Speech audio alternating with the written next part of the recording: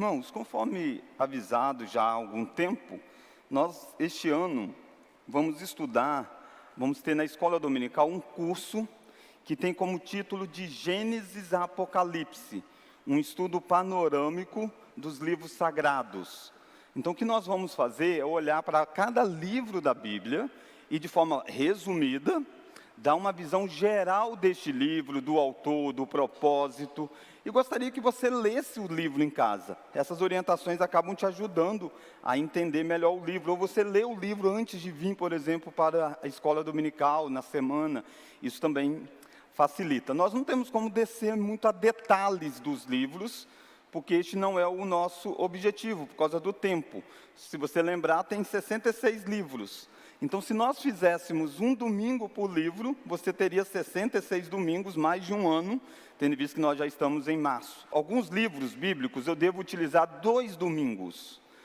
Não todos, a maioria não, mas em alguns livros nós teremos que usar 2 domingos para que a gente consiga abarcar. Provavelmente será a história de hoje, a história de Gênesis. Até porque Gênesis é um livro que inaugura uma seção da Escritura. Quando você pensa na Bíblia, você deve pensar na Escritura como sendo um livro que está organizado por estilo literário. A organização dos livros bíblicos não é uma organização histórica, onde um livro veio antes do outro necessariamente. Óbvio que há vários livros que vieram antes mesmo e estão dentro dessa sequência, que é o caso, por exemplo, de Gênesis, é o primeiro livro. Mas vários livros não estão dentro disso. Como que o livro da Escritura está organizado? Por um estilo literário. Então você tem os 5 primeiros livros, são chamados da lei, ou do Pentateuco. Eles são todos organizados porque a autoria dele é a mesma, o momento em que ele foi escrito é basicamente o mesmo, tem a ver com Moisés, e assim então você tem os chamados livros da lei, ou os livros do Pentateuco. Depois você passa a ter os livros históricos, que vão narrar a história, depois você passa a ter os livros poéticos, e depois você tem os livros proféticos. Eu estou dizendo isso do Antigo Testamento. Então você tem os livros reunidos nestes blocos. Muitas vezes há uma correlação. Por exemplo, o livro de Jó. O livro de Jó está contando uma história que aconteceu em algum momento aí do início da história. Jó teria vivido próximo do período de Abraão, por exemplo. Então, mas o livro é contado bem depois para nós e ele está organizado dentro do chamado livro poético. Tendo dito isso, você vai ver que hoje, uma parte da aula de hoje, o que eu vou falar vai valer para a aula de Êxodo, de Números, de Levítico, de Deuteronômio, porque constitui na autoria destes livros. Por isso que hoje nós vamos gastar um pouco mais de tempo nessa parte de quem escreveu o livro. Depois não, Êxodo, os demais não, a gente já sabe a partir do ponto que a gente estudou Gênesis, entendeu. Porque o autor é o mesmo de Gênesis, Êxodo, Levíticos, Números e Deuteronômio, tá bom? Então o nosso tema hoje é sobre Gênesis. Lembrando que nós fizemos há um tempo atrás na igreja uma série de pregações em Gênesis. E aí nós gastamos mais ou menos 2 anos pregando no livro de Gênesis. Então, se você quer olhar com mais detalhes algum texto de Gênesis, só você ir no YouTube da igreja, você localiza a pregação sobre este texto. O nosso objetivo não é esse. O nosso objetivo hoje é como se você chegasse numa floresta. E aí você não vai olhar cada árvore desta floresta. Você vai pegar um helicóptero, algo que você vai sobrevoar a floresta, e você vai dizer, eu vi a floresta. Você viu os detalhes de cada folha? Não, você viu ela o todo. Existem benefícios dos 2 métodos, e a gente tem que fazer os 2 métodos. É importante a gente canalizar a atenção em algo e ficar muito tempo naquilo. Mas também é importante você olhar o todo. Senão você se perde só num ponto e não consegue perceber o todo. Eu espero que essa série que nós vamos ter, o objetivo dele é que você diga assim, poxa, eu entendi Gênesis o todo dele. Êxodo, eu entendi o todo dele, e assim por diante, tá bom? Gênesis é o livro do princípio, né? Aqui, deixa eu antes dizer, eu acabei não colocando aqui, eu vou utilizar várias fontes neste estudo. Um deles é este livro, Panorama do Antigo Testamento, do Andrew Will. Há uma palestra, na aula de hoje, uma palestra do Felipe Fontes, que foi meu professor, estará inclusive na nossa conferência da Fé Reformada. Também estou utilizando o material dele hoje e no próximo domingo, provavelmente. E há outros livros, como Bruce Waltke, um comentário em Gênesis. E se você tem Bíblia de estudo, quem aí tem Bíblia de Genebra, por exemplo, levanta a mão, só para mim ter uma ideia. Você deve lembrar que no início de cada livro, tem lá uma página que normalmente a gente pula. A gente vai logo ver o livro bíblico, né? Essas páginas destes livros iniciais, é que você vai ver muito aqui essas informações também. Porque nessas páginas iniciais, que não são a Bíblia, mas é livro de estudo, né? É por isso que eu perguntei da Bíblia de estudo, é nessa parte que vai dizer qual é o livro, qual que é o propósito dele, mais ou menos quando que ele foi escrito. Então isso nós também estaremos utilizando várias vezes citações relacionadas com Bíblias de estudo, tá bom? Então Gênesis é o livro do princípio. Ele contém a base de boa parte da teologia do Antigo Testamento. O livro de Gênesis é chamado do livro fundacional. Ele é como se fosse o fundamento de todo o resto. Se você olha para Gênesis, você vai ver de forma embrionária os temas que se desenvolvem em todo o resto da Escritura. Por que é que o povo de Israel tem que ficar naquela terra? Por que existem aquelas brigas todas envolvendo a terra de Canaã? Por que o povo de Israel simplesmente não vai para uma outra terra? Gênesis vai mostrar para mim, para você, por que é aquela terra. Por que existe circuncisão? Então, uma série de coisas estão aí presentes no livro de Gênesis. Ele é fundacional. Ele é essencial para compreender, então, todo o resto da Escritura. Agora, detalhe, Andrew Hill chama atenção para isso e muitas vezes a gente esquece.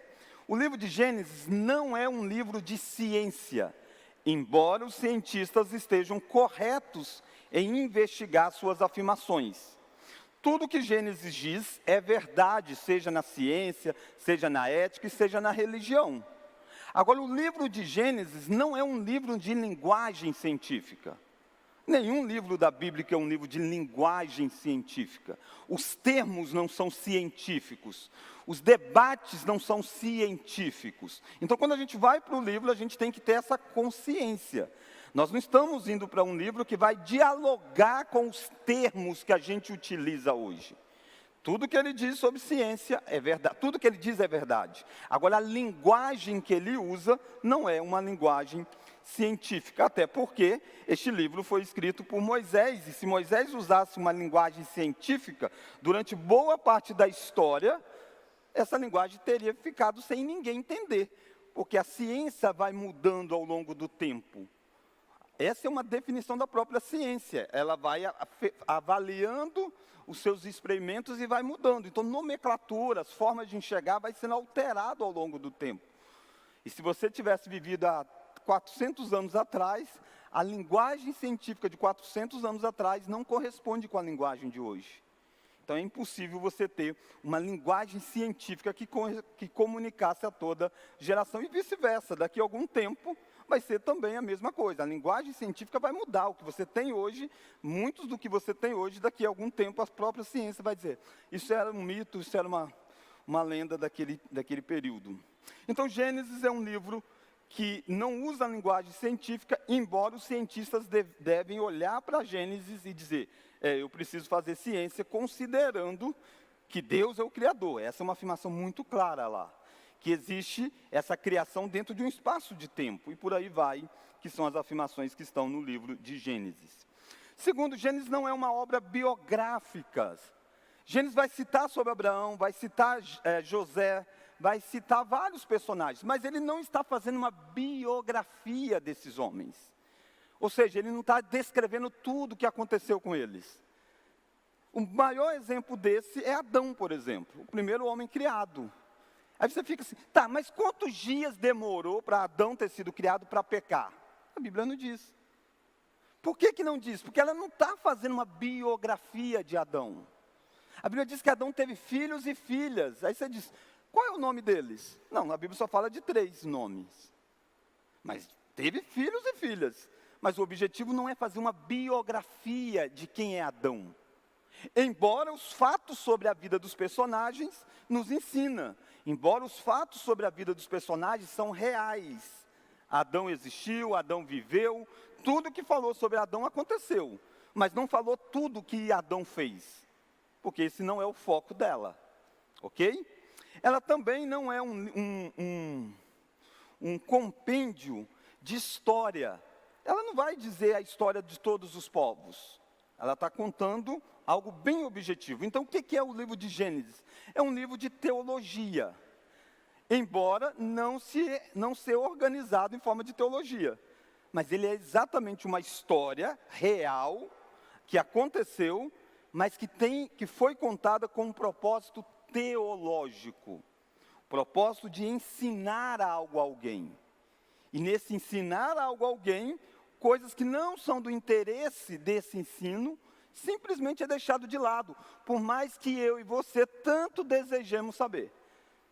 A Bíblia diz lá, e a serpente então rastejará sobre a terra. Aí você diz, como é que a serpente fazia antes então? Será que ela andava, voava, percebe? Moisés não está preocupado com isso, ele quer mostrar para você o que o pecado trouxe e quais as consequências do pecado. Então, quando a gente lê, a gente precisa ir no propósito do autor. Porque o propósito do autor é o propósito de Deus. Nós cremos que Deus inspirou o autor de Gênesis. Então, o que Deus quis que ficasse registrado para todo o tempo da história, não é quantos dias demorou para que Adão caísse. Não, o que Deus quer que fique registrado é aquilo que tem. Esse é um ensinamento teológico para todos nós. Isso nunca é fácil, porque normalmente as perguntas que as pessoas trazem não são as perguntas que realmente são importantes para Deus. E por isso, às vezes, a gente até se frustra, né? Poxa, mas eu queria saber o que Adão... Tá, mas você está ignorando que um livro tem um propósito. Você escreve uma carta para alguém, você conta sobre um determinado momento de um dia. Você não conta tudo, você pega os fatos daquele dia, que tem a ver com um propósito que você está escrevendo, e você escreve. Deus levou Moisés a pegar dos fatos históricos que tinham acontecido, tais e tais histórias, para comunicar uma lição, tá bom? Isso vale para todos os livros da Bíblia, né? A própria história de Jesus é assim. O que Jesus fez desde os 12 anos até os seus 33 anos, até os seus 30 anos? Não fala. Você fica querendo saber, mas não fala. Por que não fala? Porque não é uma biografia de Jesus. É uma história que tem como objetivo, e o autor vai deixar claro, a gente vai caminhar e mostrar isso melhor, tá bom?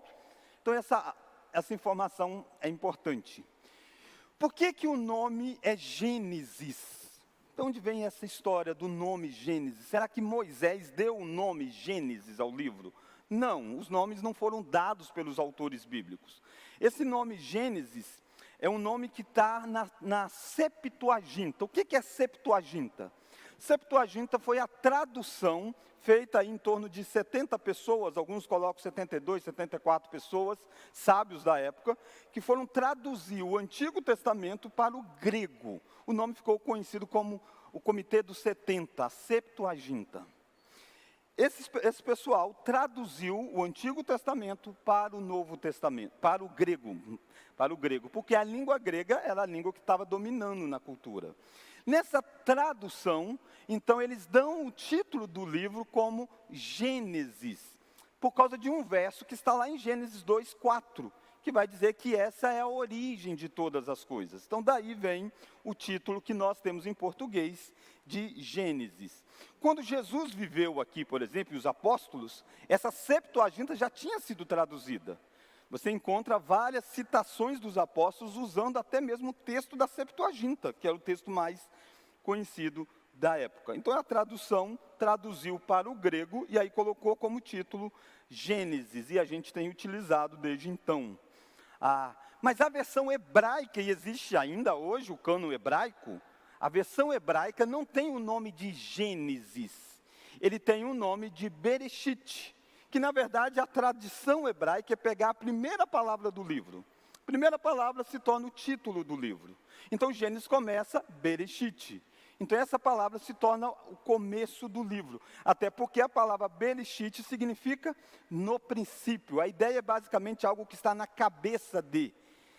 Então algo é a cabeça de, é o início.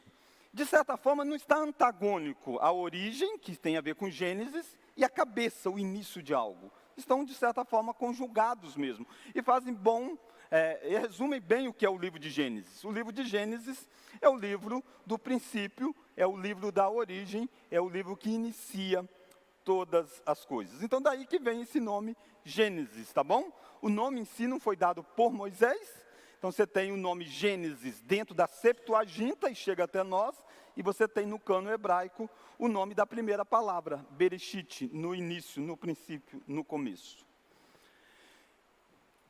A autoria de Gênesis, eu já falei aqui a palavra, né? Como que você prova para mim que foi Moisés quem escreveu Gênesis?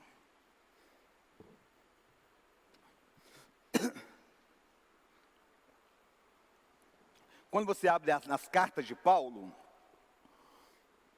você encontra muitas vezes a expressão eu, Paulo, apóstolo de Jesus Cristo, ou eu, Paulo, servo de Jesus Cristo, aos santos que vivem, ele está se identificando. Quando você abre Gênesis, você não acha eu, Moisés. Então, como que você poderia dizer que Gênesis foi escrito por Moisés? O livro de Gênesis não tem, dentro do livro, nenhuma vez essa menção do autor dando o seu nome ao livro. Você não vai encontrar dentro do livro de Gênesis, nenhuma vez, Moisés dizendo, eu sou o autor do livro. Não vai encontrar. Mas há boas razões, bons motivos, para que você entenda que seja Moisés o autor do livro. Dentro da posição conservadora, daqueles que creem que a Bíblia é infalível, que a Bíblia foi inspirada por Deus, a autoria de Moisés não é questionada. Fora desse ambiente, é questionada. As pessoas de fora vão dizer, não foi Moisés quem escreveu, mas esses não são pessoas que estão compromissadas com a infalibilidade do livro bíblico. Por que nós cremos então que foi Moisés? Qual que é a base disso? E aqui está aquilo que eu disse no início. Essas informações dessa primeira parte aqui, vai valer para Gênesis, Êxodo, Levíticos, Números e Deuteronômio. Porque esses 5 primeiros livros sempre foram recebidos como sendo um bloco de livros escritos, chamados de Pentateuco, 5 rolos. A autoria de um é a autoria do outro. Então, é como se fosse um livro em 5 volumes, a continuidade do livro. Então, o que eu vou falar agora vale para todo o resto, e daqui que a gente percebe a autoria. Há no próprio Pentateuco citação de atividade literária de Moisés. Moisés escrevendo algo debaixo da autoridade de Deus. Então você não acha a informação de que Moisés é o autor de Gênesis, mas você acha várias vezes, e eu vou citar só algumas, mas tem várias vezes, Deus dizendo para Moisés, escreve isso. Então, durante a peregrinação, Moisés escreveu coisas sobre ordenanças de Deus, debaixo da ordem de Deus. Eu vou projetar aqui alguns textos, por questão de tempo, né? Vamos lá, irmãos. Então, olha um texto de Êxodo 34, 27. Quem quiser olhar na Bíblia pode também, né? Êxodo 34, 27. Disse mais, vamos ler? O Senhor a Moisés, escreve estas palavras, porque segundo o teor destas palavras, fiz aliança contigo e com Israel. Então Deus está dizendo, escreva estas palavras. Êxodo capítulo 17, verso 14.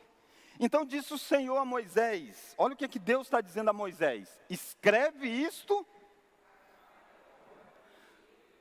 e repete-o a Josué, percebe? Ele está dizendo, escreve isso num livro e você vai repetir isso para Josué.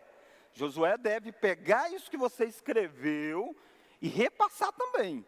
É algo que vai ser repassado. Claramente, isso aponta para um registro inspirado por Deus, feito por Moisés. Que registro é este? É o Pentateuco.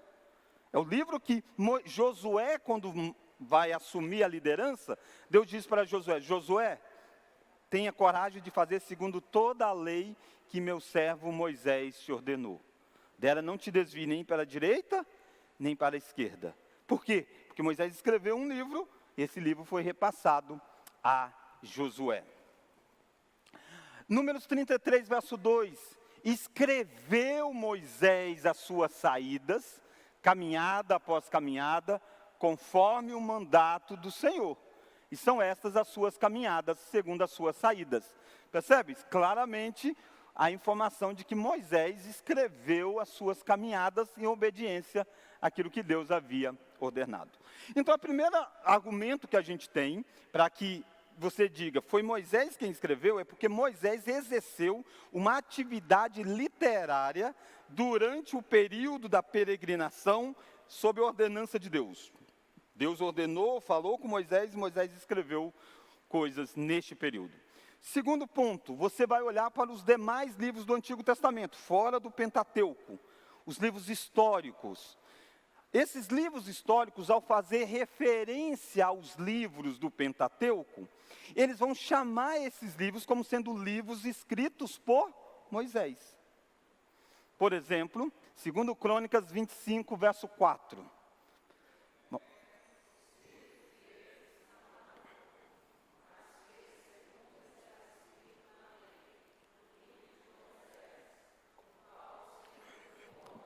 Só até aí, para nós aqui, o importante não é o que está escrito nos demais, para nós nesta aula, né? Importante sempre é. Mas para a nossa aula, o importante para nós é a informação inicial, ó. Fez segundo está escrito na lei. Como que ele chama a lei? No livro de Moisés. Isso está lá no livro das Crônicas, que é um livro escrito bem depois. O livro das Crônicas já é escrito depois do período dos reis em Israel. E ele se volta lá para os primeiros livros e chama aqueles livros como sendo livros escritos por Moisés. Esdras, capítulo 6, 18. Agora a gente já está falando de um livro escrito narrando a volta do povo do exílio. Olha lá, estabeleceram os sacerdotes nos seus turnos e os levitas nas suas divisões para o serviço de Deus em Jerusalém. Vamos ler agora? Segundo está escrito no livro de Moisés. Onde está isso? Lá em Levítico, lá no Pentateuco, chamado de livro de Moisés. Então você viu, havia informação de Deus dizendo para Moisés, escreve coisas, passe isso para Josué através de um livro. Você viu a informação de que anos depois, ao se remeterem a esses livros já do Pentateuco, eles chamam de livros de Moisés. Agora, no Novo Testamento, você vai ter até citações de Jesus aqui. Período do Novo Testamento. Como que eles chamam os 5 primeiros livros da Bíblia? Vão chamar de livros de Moisés, da lei, ou apenas Moisés. Olha Mateus 8,4. Disse-lhe então Jesus, ora, não digas a ninguém, mas vai, mostra-te ao sacerdote, vamos ler? E fazer a oferta que Moisés ordenou. Onde que Moisés ordenou isso? Está lá no Pentateuco, entende? Ao ver o que está escrito no Pentateuco, Jesus foi o que diz que foi o que Moisés ordenou. Passados os dias da purificação deles, segundo a lei de Moisés, levaram-no a Jerusalém para o apresentar ao Senhor, conforme está escrito na lei do Senhor. Lei do Senhor e lei de Moisés, como sendo sinônimos, se referindo aos 5 primeiros livros da Bíblia. Mais um texto, né, que seria a mesma coisa. Abraão, porém, respondeu, se não ouvem a Moisés, Jesus contando aquela parábola, aquela história envolvendo o rico e o pobre que morreram. Então ele diz, se não ouvem a Moisés e aos profetas. Ele está se referindo ao Antigo Testamento. Moisés é a lei. João 7, pelo motivo que Moisés vos deu a circuncisão. Ele está dizendo, Moisés deu a circuncisão. E a circuncisão está registrada em Gênesis capítulo 17. Na história de Abraão. Por isso que vai dizer, se bem que quem foi circuncidado foi Abraão. Mas Moisés registrou isso na lei. Claramente, quem escreveu Gênesis 17 é Moisés para Jesus. Lucas capítulo 24. E começando por Moisés, discorrendo por todos os profetas, expunha-lhes o que a teu respeito constava em todas as Escrituras. Começando no primeiro livro de Gênesis, no Bereshit, que é o livro de Moisés, Gênesis, Êxodo, Levítico, Números, Deuteronômio, começando pela lei, ele percorreu todos os livros do Antigo Testamento, mostrando que é Jesus. Então eu sei que para você é tranquilo isso, você não tem dúvida quanto a isso. Mas por que eu estou dando essas informações? Para que você entenda, quando você acessa alguma coisa na internet, que você perceba que quando você está dialogando com outras linhas liberais, você entenda, não, como aí, eu sei que existem essas teorias aí seculares, mas biblicamente a autoria é de Moisés. Por isso que eu coloquei aqui, ó, fique esperto, e eu não vou gastar muito tempo com isso, porque aqui é mais coisas de seminário, de pastores, dessa área que a gente gosta de um pouco mais, né? Mas só para você entender, porque às vezes você lê alguma coisa na internet e você diz assim, aí tem a fonte J, a fonte E, a fonte D, a fonte P. Quando você começou a ler isso, cuidado. Esse autor que está escrevendo, ele possivelmente é um liberal. Houve um teólogo alemão que vai desenvolver uma teoria bem fajuta, chamada teoria das fontes, ou a chamada teoria documental, de que o Pentateuco, na verdade, foi escrito por 4 fontes diferentes, 4 comunidades. Por isso que você vai encontrar momentos que Deus está sendo chamado de Yahvé, momentos que Deus está sendo chamado de Eloí. Então esses nomes é porque na verdade eram 4 livros diferentes e alguém juntou aquilo num livro só. Daí o GEDP seriam as siglas para essas 4 fontes que seria a base do Pentateuco. Javistas, Eloístas, Deuteronomista e Sacerdotal seriam as fontes utilizadas. Isso aqui é errado, tá bom? Não é o que nós cremos, não. Simplesmente como eu te falei, porque se você jogar na internet, você vai achar coisas assim. Você tem que entender a dinâmica disso. A dinâmica disso vem de um movimento chamado liberalismo, que tentou pegar a Escritura e dialogar racionalmente com os ataques da ciência. Então eles começaram a fazer vários movimentos disso. E um deles, no Antigo Testamento, foi a tentativa de estabelecer isso. Inicialmente porque eles diziam que a escrita não teria existido antes de Moisés. Então como que Moisés escreveu? Moisés era um analfabeto. Já é provado pela própria ciência que não, que no período já existia a escrita. E Moisés foi criado no Egito. Moisés tinha a condição plenamente de escrever. E segundo, por causa dessa diversidade, então, de informações. Qual que é o problema disso aqui? Nunca se achou esses livros, Javistas, Eloístas, Deuteronomista e Sacerdotal. Isso virou só uma teoria que caiu em descrédito, porque nunca se provou isso. E a Escritura continuou sendo apresentada. Tem alguma diferença, pastor, se eu creio de um jeito ou de outro? Sim, porque se você não crê que Moisés não escreveu, então você está negando o que o próprio Jesus disse no Novo Testamento. Você está negando o que a própria Escritura diz sobre a Escritura. Então a Escritura diz que foi Moisés, então é Moisés quem escreveu. Ela se testifica internamente. Nós dialogamos com quem quer que seja, mas a nossa crença é que a Escritura é infalível, porque ela mesma diz que ela é. E isso tem se provado ao longo do tempo. Então, essa teoria caiu em descrédito. O autor dessa teoria, infelizmente, ele era um professor de seminário, e depois ele vai escrever um texto, o reverendo Felipe Fontes até cita esse texto dele, dizendo, olha, eu vou deixar de ser professor de seminário, porque não faz sentido o que eu estou ensinando para formar pastores. Porque ele percebeu, né, foi até ético nesse sentido, depois de muito tempo, né, percebeu, como é que eu vou formar alguém que vai pregar, se a autoridade do texto está em voga? Está em voga. Sem perceber, irmãos, muitos de nós somos influenciados por pessoas que foram liberais, pessoas que flertaram com o liberalismo. E hoje em dia existe a questão do liberalismo na política, na economia. Isso não tem nada a ver com esse liberalismo que eu estou dizendo. Esse liberalismo que eu estou dizendo é o liberalismo teológico. É a ideia de que a razão explica a Escritura. E se algo não é compreensível pela razão, aquilo não pode ser adotado. Isso aí vai fazer com que, por exemplo, os milagres não sejam acreditados. Isso vai se tornar depois o evangelho social. O que é o evangelho em última instância? Se Adão não existiu, Adão era uma lenda, uma série de coisas. Na verdade, o que é o evangelho? É simplesmente dizer que a gente deve amar uns aos outros. Então, quando a gente, sem perceber, a gente só reproduz isso, a gente diz, sabe de uma coisa, o negócio importante de religião é amar os outros. Jesus mandou amar, mas a Bíblia não diz que o negócio da religião é amar uns aos outros, está resolvido. A Bíblia diz que haverá oposição, há uma verdade, há um Cristo, só há um caminho, há aqueles que não creem em Cristo. Então tudo isso vem de onde? Vem dessa base liberal. Não só isso, isso aqui é uma das teorias, da teoria do Antigo Testamento principalmente, e do Pentateuco, que está aí.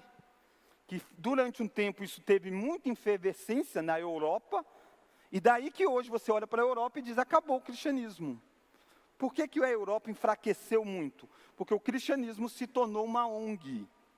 Porque ela deixou de crer no extraordinário de Deus. Deixou de crer que aquilo que a Bíblia diz é. Moisés abriu o mar vermelho. Ah, isso não é uma fábula, uma história. Não, abriu. Ah, não, mas hoje abre. Não, Deus tem outro propósito. Mas ele abriu, isso é histórico. Então daí vem toda essa questão. O que você precisa lembrar disso tudo que o pastor falou? Que Moisés escreveu Gênesis. A Bíblia diz que Moisés escreveu Gênesis. Há todas as outras teorias seculares, você vai dialogar na internet, não é? Ah, poxa, eu não sabia, o pastor não sabia disso aí. Não, o pastor sabe disso aqui. Mas isso é liberalismo teológico, isso não é bíblico, isso não é aceito por aqueles que creem que a Bíblia é infalível. Infalível, tá bom? Então fique atento quando você lê. E há livros assim, né? Artigos, e às vezes você está lendo e está dizendo, aí os javistas ensinaram isso, eloístas ensinaram. Fica atento, o autor que está escrevendo, não estou dizendo que não tenha coisa boa no que ele está dizendo, mas fique atento que ele não é alguém compromissado com a tradição do texto bíblico. Para ele, o texto bíblico foi distorcido por fontes ao longo da história. O que estamos dizendo quando nós afirmamos a autoria de mosaico, ou a autoria de Moisés? Quando afirmamos que o Pentateuco foi escrito por Moisés, preste atenção aí, ó. Não estamos dizendo que todas as linhas do Pentateuco atual foram escritas por Moisés. Vai, pastor, não entendi nada. O senhor ficou até agora dizendo que foi Moisés. Agora você está dizendo que não é que todas as linhas do Pentateuco foram escritas por Moisés? O que é isso? A Bíblia de Genebra vai trazer uma notinha, por exemplo, que vai ajudar a gente a entender isso. E não tem como ficar maior, porque o espaço é pequeno e o texto é grande. Considerar Moisés o autor do Pentateuco corresponde a afirmar que ele foi a sua fonte e a autoridade fundamental, e que em sua maior parte os livros do Pentateuco foram redigidos originalmente no tempo de Moisés e nas formas em que existem hoje. No entanto, preste atenção agora, devemos admitir que, em conformidade com práticas conhecidas do Antigo Oriente Próximo, Moisés usou fontes literárias. Isso não tem nada de errado. Lucas vai fazer isso. Lucas, quando vai escrever, Lucas diz assim, eu consultei pessoas sobre aquilo que tinha acontecido, uma acurada investigação. Então Moisés dialogou com algumas obras que pudessem existir na época dele? Sim. Agora, tudo isso debaixo da inspiração do Espírito Santo. Então, você vai encontrar coisas na Bíblia que você vai ter em outros livros daquele período? Algumas coisas sim. Significa que aqueles outros livros são inspirados? Não. Significa apenas que são verdades universais, como o dilúvio. Dilúvio aconteceu. Aconteceu. Pós-dilúvio, 3 filhos de Noé deram origem aos seus filhos. Vão se desenvolvendo. Essa história vai sendo contada em todas as gerações. Algumas vão escrevendo isso, não com a ação do Espírito Santo, mas apenas como uma história. Outros, como Moisés, vai vir e vai registrar isso de forma inspirada, infalível. Então você vai ter relatos de uma destruição do mundo em outras fontes. Agora, aquelas fontes não são, em si, inspiradas, tá bom? Profetas inspirados posteriormente, que sucederam Moisés na mediação da palavra de autoridade de Deus, atualizar o texto em termos linguísticos, históricos e acrescentar-los conteúdo, como Gênesis 36, 31 e o próprio relato da morte de Moisés. Deixa eu mostrar quais são esses textos. Então perceba o seguinte, Moisés usou algumas fontes, não há problema nenhum com isso, a Bíblia diz isso, de que Lucas fez isso. O fato de usar a fonte diz que a fonte é inspirada? Não. Moisés é alguém na cultura do Egito, ele não tem como não conhecer as coisas que estão acontecendo. Mas quando ele vai fazer o registro dele, ele faz o registro inspirado pelo Espírito Santo. Segunda questão, pós-morte de Moisés. Pessoas que estavam compromissadas com o próprio texto, como Josué, como alguns escribas, como aqueles que voltaram pós-período do exílio, estão reconstruindo, vão fazer adições no texto, ou edições no texto, atualizando algumas localizações, por exemplo. Gênesis capítulo 14. Olha o verso 14, vamos ler? Ouvindo, o seu sobrinho estava preso,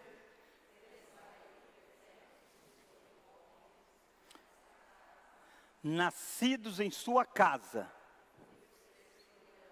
e os perseguiu até Dan. Por que essa expressão, e os perseguiu até Dan, não é uma frase de Moisés, a palavra Dan? Porque Dan é uma das tribos. Dan é uma das tribos de quem? De Israel. Israel tem 12 tribos, Dan é uma das tribos de Israel. Quando é que Dan vai ter um território? Vai ser no período de Moisés? Não, lembra? Moisés morre antes deles entrarem na terra prometida. Moisés está do lado de cá do rio e ele morre. E o povo vai entrar na terra prometida, aí você tem Josué e você tem Juízes. É nesse período que vai ser estipulado os lugares da terra prometida. Esse lugar aqui é de Judá, esse território todo, esse é o limite de Judá. Esse é o limite de Dan. Então essa informação, ela é bem depois de Moisés. Quando Moisés escreveu sobre Abraão, que Abraão perseguiu Ló até o limite de um determinado território, ele não pode dizer que o limite daquele território é Dan, porque Dan ainda não tinha o limite. Então, Moisés provavelmente escreveu até o limite da cidade tal. Aqui eu não lembro de cabeça qual que era o nome daquela região antes. Tinha um nome lá. Ele usou aquele nome. Aí vem depois e diz, aquela cidade não se chama mais Dan. Não se chama mais o nome tal. Se chama a região de Dan, esses limites. Aí vem e diz, até os limites de Dan. Porque aí quem está lendo o texto sabe onde é esse limite. Então, quando nós dizemos Moisés é o autor do Pentateuco, nós estamos admitindo que houve atualizações no texto que Moisés escreveu por pessoas inspiradas pelo mesmo Deus, para deixar a informação mais clara. Por isso que às vezes você vê a palavra assim, e o lugar se chama isso até os dias de hoje. Percebe? Até os dias de hoje se chama assim. Até o dia em que ele fez aquela edição, se chamava daquele jeito. Ok? Então essa é uma das atualizações que você encontra. Olha Gênesis 36. São estes os reis que reinaram na terra de Edom. Vamos ler agora? Antes que houvesse rei sobre os filhos de Israel. Quem está escrevendo essa parte tem consciência que em Israel tem rei. Mas nos dias de Moisés tinha rei em Israel? Não. Moisés ainda nem tinha entrado na terra prometida. Então, nesse período aí, provavelmente no período pós-exílico ou pré-exílico, houve essa atualização e disseram, olha, lá na região de Edom já tinha reis naquela época. Bem antes de nós termos reis aqui, Edom tinha. Então, é isto que nós dizemos de edições. Mas isso não tira o fato de ter sido Moisés o autor do livro, da história do livro. Quando nós dizemos que Moisés é o autor do livro, nós não estamos negando isso. Abra Deuteronômio, o último capítulo de Deuteronômio, acho que é o último, de Deuteronômio. É o mais clássico, né, deles, a evidência disso que eu estou falando. Antes ainda, o capítulo 33, olha o capítulo 33. Ó, esta é a bênção que Moisés, homem de Deus, deu aos filhos de Israel antes da sua morte. E aí tem a citação da bênção que Moisés fez. Está lá. Então, essa aqui é a bênção de Moisés. Aí você chega no capítulo 34. Então, subiu Moisés das campinas de Moabe ao monte Nebo, em cima do Pisga, que está de fronte de Jericó, E o Senhor lhe mostrou toda a terra de Gileade até Dan, de novo, até Dan, mostrou lá o limite, todo o Naftali até de Efraim e tal. Olha agora o verso 5.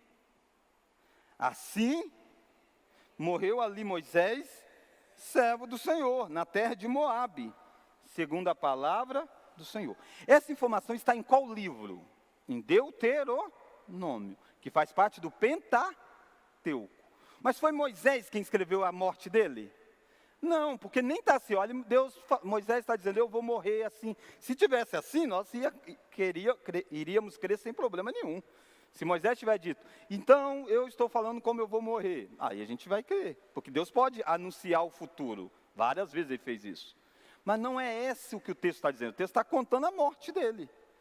Provavelmente Josué escreveu isso, porque a próxima frase do livro de Josué é: Josué, meu servo Moisés é morto, dispõe-te, passa o Jordão, lembra? Como que Moisés morreu? Está aí a explicação, lá em Deuteronômio. Então, provavelmente Josué, ao receber a lei de Moisés, ele vai e coloca a morte de Moisés, inspirado por Deus, e assim constitui a história. Então são frases como estas, a morte de Moisés, alguma coisa essa como Dan, que os liberais tentam pegar e dizer, não pode ter sido Moisés que escreveu o livro. E aí começa a criar essas teorias loucas. Nós dizemos, não, foi Moisés quem escreveu o livro. Atualizações do livro, a Bíblia mesmo diz que são, mas isso não tira a autoria do livro. Moisés é sempre se referido como o autor do livro. Irmãos, às vezes alguns podem pensar assim, poxa, eu acho que podia nem citar esse monte de coisa meio técnica.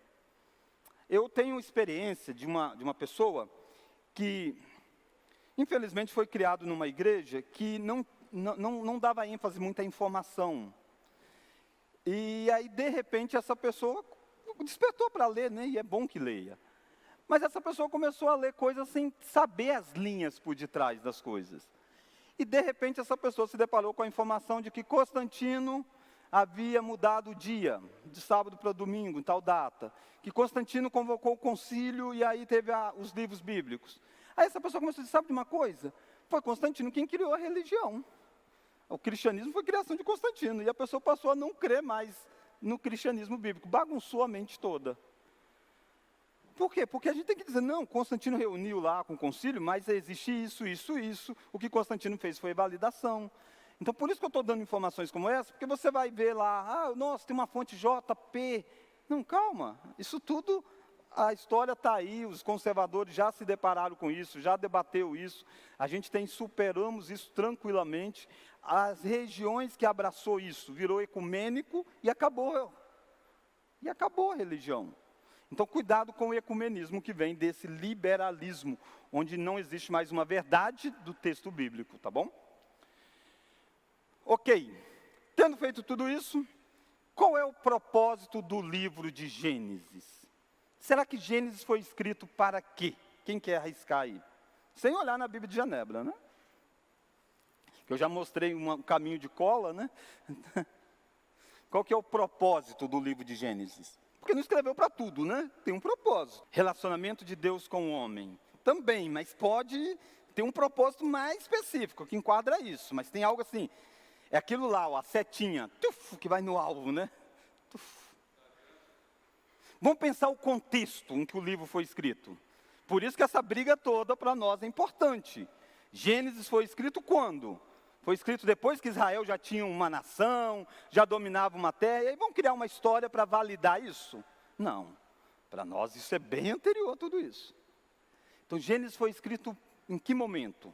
Se foi escrito por Moisés, então ele foi escrito em qual momento? Foi escrito na época que Israel tinha rei, na época de Davi? Não, então vamos voltar. Se foi escrito por Moisés, foi escrito em qual momento?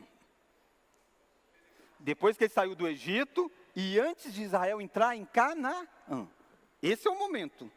Ele está escrevendo, então, para um povo que saiu do Egito e vai para Canaã. Um povo que tinha ficado 400 anos vivendo no Egito. Um povo que tinha ouvido a história, a tradição oral, né? Abraão viu as coisas, aconteceu com Abraão, aconteceu com Isaac, José vai para o Egito, conta as coisas, morre-se uma geração, surge outra, morre outra, intervalo de 400 anos. Existiu a tradição oral sendo passada, mas a tradição oral não é infalível. Oi? Segura aí. Então, nesse contexto, um povo que nasceu no Egito, criado debaixo de uma cultura do Egito, tinha sobre informações do Deus de Israel, tinha pessoas que contavam a história. De repente, Deus levanta o libertador, liberta esse povo do Egito, e Deus vai tirar o Egito desse povo. Você é criado em Colatina, você tem um monte de coisas do colatinense. A gente é brasileiro, certo? Se a gente fosse viver no Japão, a gente não estranharia bastante? Por quê? Por causa da nossa cultura. Essa multidão que saiu do Egito, eles estavam cheios da cultura egípcia. E eles estão indo para Canaã, outro lugar pagão. E lá também a cultura é terrível. Moisés quer mostrar para o povo a identidade deles. O propósito de Moisés é dizer, quem vocês são? Olha, vocês foram, aí entra a criação, entende, presbítero Fábio? Todos esses temas vocês falaram, a lei que é dada, mas aí é como se fossem os temas. O propósito é a identidade, dizer, olha quem vocês, olha a história de vocês, olha por que é que vocês estão indo para Canaã. Por que vocês vão chegar lá e vão ganhar uma terra? Porque tem uma promessa feita a Abraão. Então esse é o propósito sendo demonstrado. Aliás, Gênesis começa com a criação do mundo e termina com José no Egito, o povo no Egito. Por que termina com o povo no Egito? Para mostrar para o povo como que vocês chegaram aqui. Por que vocês estão no Egito? Vocês não são do Egito. Mas como que vocês chegaram aqui? Tem toda a história de Gênesis descrevendo. Por que isso é importante lá atrás na nossa conversa? Quando você vai ler Gênesis 1, o que está na mente de Moisés não é a teoria de Darwin. Porque se fosse a teoria de Darwin, ele ia escrever a mesma verdade, mas com outra forma de contra-argumentar. Dizer, isso não pode ser isso por causa disso, por causa daquilo outro. Mas quando ele está escrevendo para Gênesis 1, o que aquelas pessoas creem sobre criação é que a criação se deu através de uma briga entre deuses, basicamente. De que o homem, o ser humano foi criado, sabe por quê? Porque Deus havia criado o mundo, mas não terminou. E Deus criou o homem para terminar, cria esse negócio aí, porque eu cansei de criar, estou revoltado. E aí o homem está amaldiçoado criando. Quando você olha para Gênesis, você vai reparar que o nome Sol e Lua não é dado para os grandes astros dos céus. Eles são citados, mas eles são citados, inclusive, primeiro Deus criou a luz, depois Deus criou um astro e colocou no céu para governar o dia. Por que isso? Porque alguém que era egípcio, cria piamente que o sol era um deus. Moisés está dizendo, não, ele não é um deus. Ele é só uma bola bem grande que Deus colocou lá no céu para fazer luz no dia. Percebe? A linguagem não é uma linguagem científica, mas é verdade científica em todo o tempo. Deus é o Criador. Mas o propósito dele é combater quem estava crendo, dentre várias coisas, que o sol era uma divindade. Ele diz, não, a luz nem depende do sol. E a gente sabe isso até pela ciência, né? A Terra, a luz vem do Sol, mas há vários outros astros. Ele nem dá nome para a pessoa não achar que foi criado o Deus tal. Não, ele diz uma bola, um astro. Essa é a dinâmica que a gente tem que se esforçar ao ler Gênesis. Porque aí a gente vai ter verdades para nós, para todos os tempos. Mais do que você ficar lá querendo que ele fica falando quanto o argumento X. Não, ele tem um propósito teológico por detrás disso. Então ele está formando a identidade. Por isso ele é o livro da origem. Como que começou o homem? Por que tem casamento? Tem a frasezinha famosa de Moisés. Deus vê Adão e Eva Deus cria Eva, melhor dizendo, traz Adão, e aí Adão diz, esta é carne da minha carne, ossos dos meus ossos, é chamado varão, porque do varão foi tirada. Aí tem a frasezinha assim, por isso deixa o homem, o seu pai e a sua mãe, se une à sua mulher. Aquilo aí não foi Adão dizendo, aquilo aí é Moisés dizendo. Moisés disse, por isso que vocês se casam. Vocês devem casar homem com mulher, um para cada um. No Egito não, o Egito é meio bagunçado, mas esse povo, vocês não. Por quê? Porque vocês foram criados assim. Vocês são a imagem e semelhança desse Deus. Deus não estava irado quando criou vocês. Deus criou vocês exatamente para refletir quem Ele é. Então isso faz toda a diferença no nosso crescimento do texto. Entender o propósito. Então de uma frase eu coloco assim, Moisés escreveu o livro de Gênesis, enquanto o povo peregrinava a terra prometida, com o propósito de firmar a identidade do povo da aliança. Uma vez que eles ficaram 400 anos, não é do Egito, não, é no Egito, e estavam para entrar na terra da promessa. Essencialmente eles precisavam saber quem nós somos, por que nós estamos aqui, o que Deus está fazendo em nós e para que Deus está fazendo isso. Para abençoar as nações. Então, essas são as coisas que Deus quer fincar na memória. Mas precisava mesmo, pastor? A primeira coisa que a coisa aperta para Israel, o que eles fazem? Querem voltar para o Egito. Eles dizem, mas no Egito nós tínhamos pão, no Egito nós tínhamos sepultura.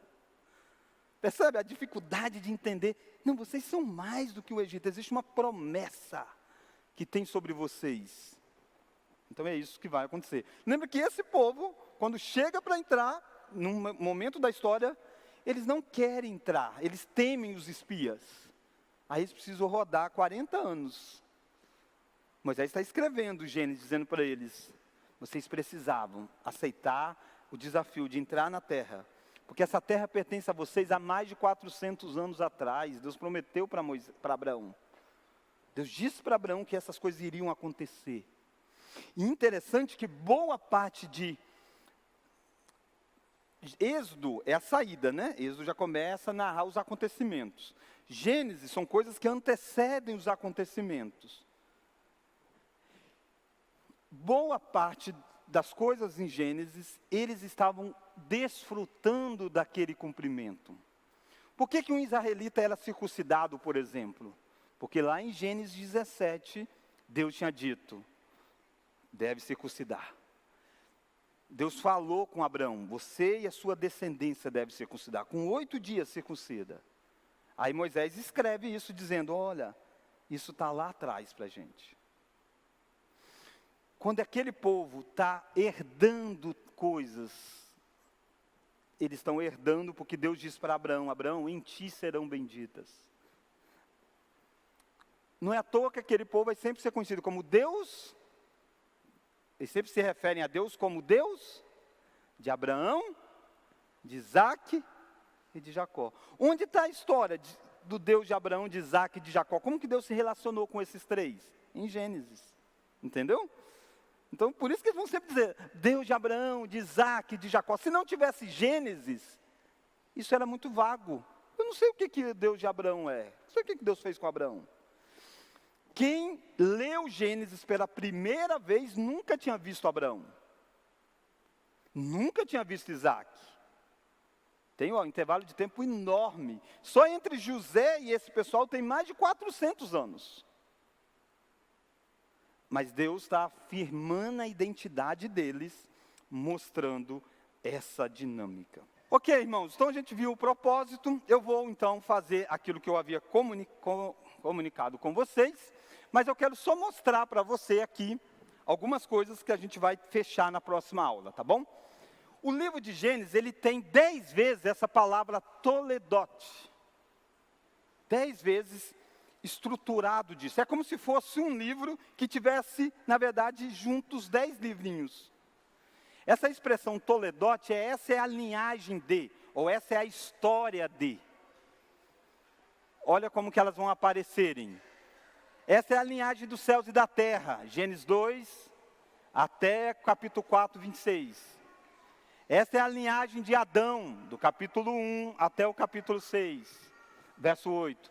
Essa é a linhagem de Noé, capítulo 6 até o capítulo 9. E assim vai. E assim vai descendo as linhagens da história, tá bom? Na próxima aula nós vamos olhar então como que isso vai sendo desenvolvido no livro. Só para você lembrar, olha para a história de Abraão. Olha que curioso aqui. A história de Abraão basicamente começa com a genealogia dele. Gênesis 11, verso 27. O pai dele tem filhos. Comece a olhar que existe um correspondente que eu coloquei de cor do lado de cá. Porque o que é a história de Abraão, que começa lá em Gênesis 11, 27, e vai terminar em Gênesis 22, 24, o que ele faz? Ele é como se fosse assim, ó. Ele vai até um ponto, e depois ele começa a voltar. E cada paralelo desse com o seu paralelo da história. Que é um exemplo, olha lá, ó. A genealogia de Tera, a promessa de um filho, Deus promete ele dar a Abraão. Abraão mente acerca de Sara, e ela vai se proteger lá no palácio, né? Fica aquele período lá. Ló se estabelece em Sodoma, Abraão intercede por Sodoma, aliança com o Senhor, com Abraão, através de Ismael, aliança com o Senhor, através de Isaac. Olha como que a história agora começa a voltar. Abraão intercede por Sodoma e por Ló em oração. Não é a mesma história. Lá foi aquela primeira parte, Ló foi escravo, Abraão vai lá e liberta Ló. Intercedeu por Sodoma, libertou os reis de Sodoma. Agora é aquele momento que Deus chega para Abraão e diz, Abraão, eu vou destruir Sodoma. Aí ele intercede. Mas percebe que está fazendo um paralelo? Se lá Ló estabeleceu em Sodoma, no D, agora Ló foge de Sodoma destruída e se estabelece em Moabe. Se Abraão mentiu sobre Sara, Abraão mente de novo sobre Sara. É a segunda vez daquela história conhecida. O nascimento do filho. Olha como é que a promessa do filho, olha como é que ele bate com o nascimento do filho. E aí termina com a genealogia. Isso é lindo, irmãos, porque a gente não pega isso lendo, né? Óbvio. Mas a literatura está no texto. Moisés está escrevendo e ele quer dar ênfase. Qual que é a parte central da história? Qual que é a parte central? Olha para cá. Aonde que a coisa bate e depois volta? Na aliança. Aliás, é o pacto sendo firmado. Aliança. Entende? Então, isso você vai ver nas outras histórias também. E a gente vai olhar isso com detalhes, tá bom? Um pouco mais de detalhes, né? Mas percebe? Então, não é à toa que Moisés está colocando uma história aqui, outra aí. Para um hebraico, para alguém que é judeu, ele entende a literatura. E ele está pegando o livro e está vendo. Olha como que Deus prometeu, Deus cumpriu. Essa promessa de Gênesis 12, ele fecha aqui. Então ele vai com a vida de Moisés, no ponto da aliança, e ele traz a vida de Moisés, mostrando toda a relação da história. E fecha aqui. Por isso, de Moisés não, de Abraão, né?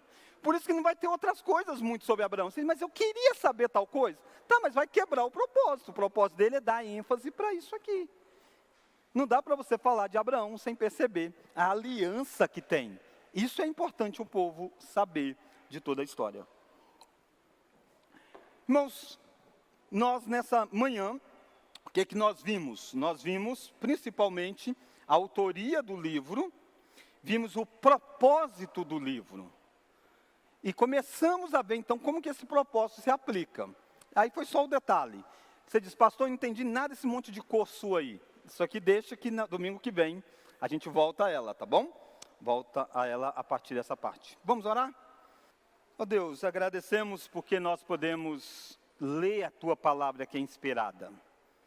Podemos desbruçar sobre ela. Agradecemos porque o Senhor inspirou Moisés a registrar para nós a identidade do povo, não apenas de Israel, mas aquilo que era a igreja que somos nós. Agradecemos, ó Deus, porque Tu és fiel, as promessas que o Senhor faz se cumprem.